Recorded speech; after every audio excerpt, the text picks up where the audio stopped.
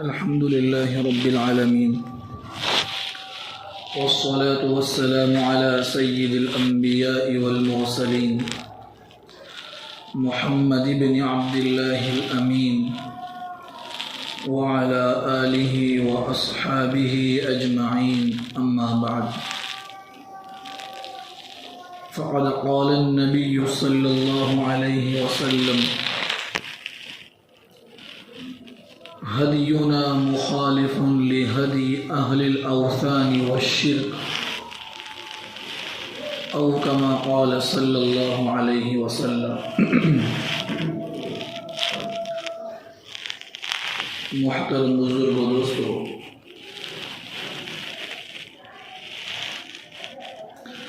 جس ملک میں ہم لوگ رہ رہے ہیں،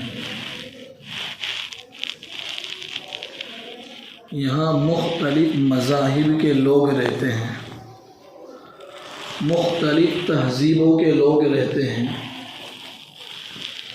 تو ایک سوال عام طور پر یہ ذہن میں آتا ہے: کیا مسلمان غیر مسلموں کی تقاریب میں، ان کے تہواروں میں، ان کی عیدوں میں شرکت کر سکتا ہے یا نہیں؟ غیروں کے تہواروں کے موقع پر مبارکبادی دینا ایک مسلمان کے لیے جائز ہے کہ نہیں؟ کیا انہیں تحفے تحائف دینا جائز ہے کہ نہیں؟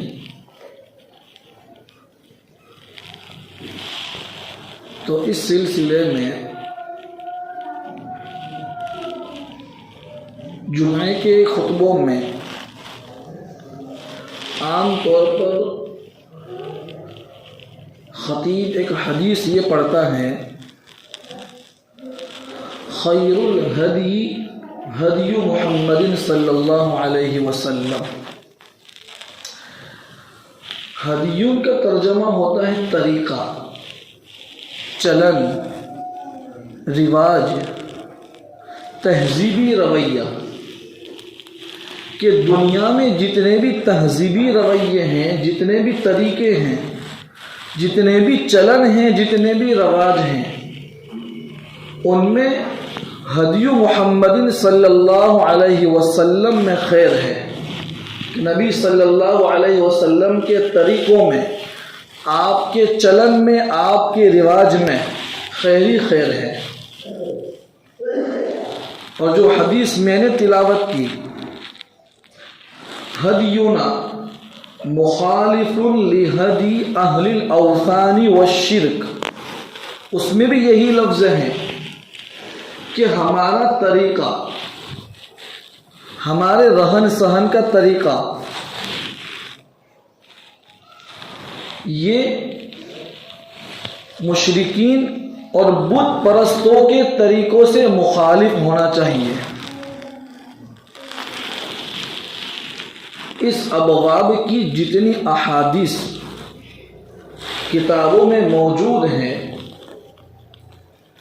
ان میں دو الفاظ بکثرت پائے جاتے ہیں. ایک لفظ ہے خالفو، حدیثوں میں یہ الفاظ بہت ملتا ہے، خالفو، کہ تم مخالفت کرو. اردو زبان میں ہم مخالفت سمجھتے ہیں کہ زبان کی مخالفت کو مخالفت کہتے ہیں. عربی زبان میں مخالفت کا مفہوم بہت وسیع ہے. اس کا مطلب یہ ہوتا ہے کہ اپنے طور طریق کو، اپنے رہن سہن کو غیروں کے طور طریقوں سے جدا کر لیا جائے. یہ حضور صلی اللہ علیہ وسلم کی تعلیمات کی روح ہے کہ اسلام کے اندر پچھلی قوموں کی جو تہذیبیں ہیں، جو باطل ادیان ہیں، جو باطل مذہب ہیں، یہود و نصارہ ہیں، مشرکین ہیں، ان کی کوئی خوبو، ان کا کوئی طریقہ اسلام کے اندر نہیں آنا چاہیے. یہ اسلام کا تقاضا ہے کہ مسلمان کی شان نمایاں ہونی چاہیے، کہ مسلمان دور سے پہچانا جائے کہ بھئی یہ مسلمان ہے، اس لیے کہ یہ مسلمان کے طریقے پر چل رہا ہے۔ تو یہ جو ایک دوسرا لفظ پایا جاتا ہے تشبہ کا، جس کا معنی ہے نقالی کرنا، دوسرے کے جیسے کام کرنا، اس سلسلے میں آپ صلی اللہ علیہ وسلم کی احادیث کثرت سے ملتی ہیں۔ سر کے بالوں سے لے کر پیر کے ناخنوں تک حضور صلی اللہ علیہ وسلم نے غیروں کے ساتھ مشابہت اختیار کرنے سے منع فرمایا ہے۔ بالوں کے متعلق حضور نے فرمایا، نہا رسول اللہ صلی اللہ علیہ وسلم عن القزع، کہ حضور نے قزا سے منع فرمایا۔ قزا کا مطلب یہ ہوتا ہے کہ سر کے بالوں کو، کچھ بالوں کو منڈایا جاوے، کچھ بالوں کو سر پر رکھا جاوے۔ طریقہ اسلام کا یہ ہے، یا تو اپنے سر کے سب بالوں کو، تمام بالوں کو برابر رکھا جاوے، یا تمام بالوں کو منڈایا جاوے۔ کچھ بال کو بڑا رکھنا، کچھ بال کو کٹوا دینا، یا سر کے اوپر چوٹی نکالنا، یہ سب غیروں کا طریقہ ہے۔ حضور نے منع فرما دیا قضا سے۔ اس کے نیچے اب آئے مونچھوں کے متعلق حضور نے فرمایا، داڑھی کے متعلق فرمایا کہ احفوا الشوارب واوفوا اللحى وخالفوا المشرکین، کہ تم اپنی مونچھوں کو کترواؤ اور داڑھی کو بڑھاؤ اور مشرکین کی مخالفت کرو۔ اس لیے کہ مشرکین یہ اپنی مونچھوں کو بڑھاتے ہیں اور داڑھی کو کٹواتے ہیں۔ اسی طریقے سے حضرات صحابہ نے آپ صلی اللہ علیہ وسلم سے سوال کیا، اللہ کے رسول یہودی اپنی داڑھیوں کو سفید چھوڑ دیتے ہیں، اس پہ رنگ نہیں لگاتے، خضاب نہیں لگاتے۔ تو حضور صلی اللہ علیہ وسلم نے ارشاد فرمایا، ان الیہود والنصارى لا یصبغون فخالفوہم، کہ یہ یہود و نصارہ اپنی داڑھیوں پر رنگ نہیں کرتے، خضاب نہیں لگاتے، تم ان کی مخالفت کرو، یعنی تم اپنی داڑھیوں کو سفید نہ رکھو، اس پر خضاب لگایا کرو۔ اسی طریقے سے لباس کے متعلق، یہاں تک کہ پائچوں کے متعلق اور جوتوں اور موزوں کے متعلق آپ صلی اللہ علیہ وسلم نے غیروں کے طریقہ اختیار کرنے سے منع فرمایا۔ حضرات صحابہ نے حضور صلی اللہ علیہ وسلم سے سوال کیا کہ یہ یہود جوتوں اور موزوں میں نماز نہیں پڑھتے، تو حضور صلی اللہ علیہ وسلم نے ارشاد فرمایا، خالق الیہود فإنہم لا یصلون فی نعالہم ولا خفافہم، کہ تم یہودیوں کی مخالفت کرو، یہ جوتے اور موزوں میں نماز نہیں پڑھتے، تم موزوں اور جوتوں میں نماز پڑھو۔ تو سر کے بالوں سے لے کر پیر کے ناخن تک آپ صلی اللہ علیہ وسلم نے غیروں کے طریقے کو اختیار کرنے سے منع فرمایا۔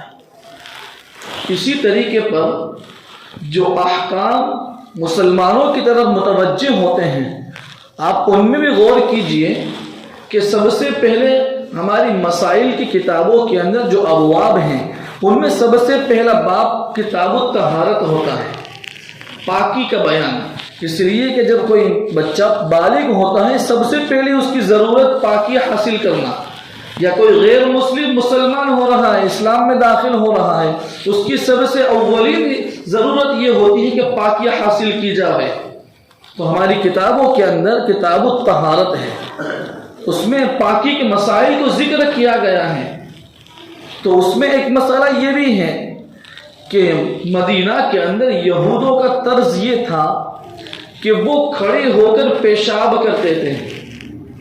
حضور صلی اللہ علیہ وسلم نے مسلمانوں کو ارشاد فرمایا کہ تم بیٹھ کر پیشاب کیا کرو، تم استنجا بیٹھ کر کیا کرو اور یہود کی مخالفت کرو۔ جب مسلمان بیٹھ کر پیشاب کرتے تھے مدینہ کے اندر، تو یہ یہود اور منافقین طعنہ دیتے تھے کہ تم عورتوں کے طریقے کے اوپر اپنا استنجا کرتے ہو، کہ ہمارے یہاں عورتیں بیٹھ کر پیشاب کرتی ہیں، مرد کھڑے ہو کر پیشاب کرتے ہیں۔ حضور صلی اللہ علیہ وسلم فرمایا کہ مسلمان بیٹھ کر پیشاب کرے گا، ہمارا طریقہ یہودیوں کے طریقے سے مخالف ہے۔ اسی طریقے سے اس کے بعد نماز کا مسئلہ ہے. نماز کے سلسلے میں حضور صلی اللہ علیہ وسلم نے ارشاد فرمایا کہ 24 گھنٹے مومن نماز پڑھ سکتا ہے، لیکن 3 اوقات ایسے ہیں کہ جن اوقات کے اندر نماز پڑھنے کو مکروہ ٹھہرایا گیا ہے. ایک وقت یہ ہے کہ جب سورج نکل رہا ہو، دوسرا وقت سورج غروب ہو رہا ہو، اور تیسرا وقت سورج درمیان میں ہو. اس لیے کہ یہ 3 اوقات ایسے ہیں جس میں مجوس آگ کی عبادت کرتے ہیں، جس میں مجوس سورج کی عبادت کرتے ہیں. کہیں مسلمان ان اوقات میں اپنے رب کو سجدہ کرے گا، دیکھنے والا یہ سمجھے گا کہ یہ مجوس کا طریقہ ہے.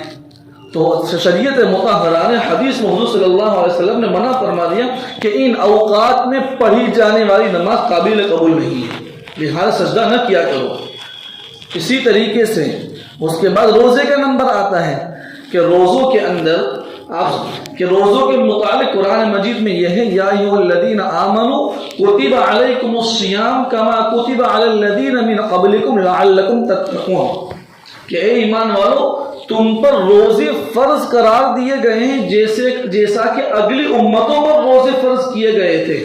اس سے معلوم یہ ہوتا ہے امت محمدیہ سے پہلے بھی دیگر جو امتیں آئی ہیں، قوم یہود ہے، قوم نصارہ ہیں، ان کے یہ بھی روزے رکھتے تھے. لیکن آپ صلی اللہ علیہ وسلم نے ارشاد فرمایا کہ فصل ما بین صیامنا و صیام اہل الکتاب اکلۃ السحور، کہ ہمارے روزے اور یہودیوں کے روزوں کے درمیان فرق کرنے والی جو چیز ہے وہ سحری کھانا ہے.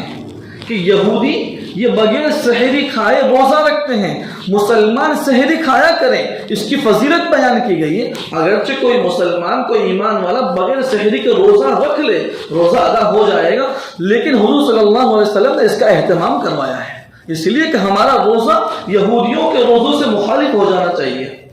اسی طریقے پر جب آپ صلی اللہ علیہ وسلم ہجرت فرما کر مدینہ منورہ تشریف لے گئے تو پتہ چلا کہ یہود عاشورہ کا روزہ رکھتے ہیں.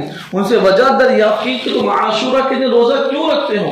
تو بتایا کہ ہمیں حضرت موسیٰ علیہ السلام نے اس دین کے اندر فرعون کے چنگل سے ہمیں نجات دلائی تھی، ہم شکرانے کے طور پر روزہ رکھتے ہیں. تو حضور صلی اللہ علیہ وسلم نے حضرات صحابہ سے فرمایا خالف الیہود، کہ تم یہود کی مخالفت کرو کہ تم عاشورہ کے دن عاشورہ کے روزے کے ساتھ ایک روزہ ملا لیا کرو، یا تو 9-10 رکھو یا 10-11 رکھو، تاکہ ہمارا طریقہ ان کا طریقے کے درمیان حد فاصل ہو جائے. اسی طریقے پر جب آپ صلی اللہ علیہ وسلم جب حجۃ الوداع کے موقع پر مکہ تشریف لے گئے، جب مناسک حج ادا کیے جا رہے تھے، تو آپ صلی اللہ علیہ وسلم نے حضرات صحابوں کو بتایا کہ یہ طریقہ یہود کا طریقہ ہے، اس لیے کہ یہود و نصارہ حضرت ابراہیم علیہ السلام کی اولاد میں سے ہے، وہ بھی حج کرتے تھے، مشرکین بھی حج کرتے تھے، ان کے حج کرنے کا طریقہ الگ تھا. آپ صلی اللہ علیہ وسلم نے فرمایا ایمان والوں کا، اسلام والوں کا طریقہ یہ ہے، اب حج ان طریقوں پر ہوگا. تو جتنے احکام آئے ہیں تمام احکام کے اندر آپ صلی اللہ علیہ وسلم نے مسلمانوں کے طریقوں کو، طرز زندگی کو، عبادت کے طریقوں کو آپ صلی اللہ علیہ وسلم جدا فرما دیا. اسی طریقے سے یہود جب ان کے یہاں کوئی بچہ پیدا ہوتا تھا تو اس کا عقیقہ کرتے تھے. ان کا طریقہ یہ تھا کہ جب جانور کو ذبح کرتے تو جانور کے خون کے اندر روئی ڈبو کر وہ بچے کے سر میں لگاتے تھے. تو آپ صلی اللہ علیہ وسلم کے سامنے جب یہ بات آئی تو حضور صلی اللہ علیہ وسلم نے حضرات صحابہ کو کہا کہ تم خون کی جگہ روئی کو خوشبو میں مشک میں ڈبو کر بچے کے سر پر رکھو. اسی طریقے پر سلام کے اندر آپ صلی اللہ علیہ وسلم نے ارشاد فرمایا لا تسلموا تسلیمۃ الیہود، کہ تم یہودیوں کے سلام کی طرح سلام نہ کیا کرو. ولا تقوموا مقام العاجم، کہ عجمی جس طریقے پر سلام کرنے کے موقع کے اوپر کھڑے ہوتے ہیں تم اس طریقے سے کھڑے مت ہوا کرو. یہودیوں اور عیسائیوں کے سلام کرنے کا طریقہ یہ ہے کہ وہ اپنے ہاتھ کے اشارے سے سلام کرتے ہیں، کوئی انگلیوں سے سلام کرتا ہے، کوئی ہتھیلی سے سلام کرتا ہے، یہ ان کا طریقہ ہے. تو اسلام نے یہ بتایا کہ ہمارے سلام کرنے کا طریقہ یہ ہے السلام علیکم ورحمۃ اللہ، یہ الفاظ کہے جائیں۔ اگر کوئی آدمی دور ہے، جیسا کہ ہماری عادت یہ ہو گئی ہے ہم سلام نہیں کرتے، ہاتھوں سے اشارہ کر دیتے ہیں، تو فقہا نے یہ مسئلہ لکھا ہے اگر ہم جس کو سلام کرنا چاہتے ہیں وہ ہم سے دور ہیں تو اشارے کرنے کے موقع کے اوپر ہم اپنے زبان سے سلام کے الفاظ دہرائیں تاکہ ہمارا سلام یہود و نصارہ کے سلام سے جدا ہو جائے۔ یہ ان تمام باتوں سے ہمیں یہ معلوم ہوتا ہے کہ اسلام کو اور نبی صلی اللہ علیہ وسلم کو غیروں کے طریقوں سے کتنی نفرت ہے۔